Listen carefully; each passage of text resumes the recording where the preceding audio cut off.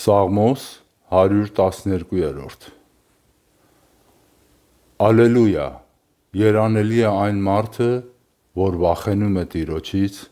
և շատ է հավանում նրա պատվիրանները։ Նրա զավակը պիտի զորավոր լինի երկրի վրա, ուղիղների ցեղը պիտի օրհնվի, լիություն և հարստություն պիտի լինի նրա տանը, և նրա արդարությունը պիտի մնա հավիտյան։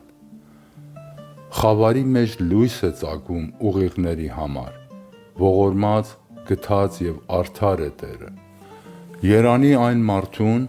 որ ողորմած է և փոխ է տալիս և իր խոսքը կատարում է իրավունքով, որովհետև նա հավիտյան չպիտի սասանվի, արդարը պիտի լինի հավիտենական հիշատակի համար։ Չար համբավից նա չի վախենալու, նրա սիրտը պատրաստ է, որ իր հույսը Տիրոջ վրա դնի։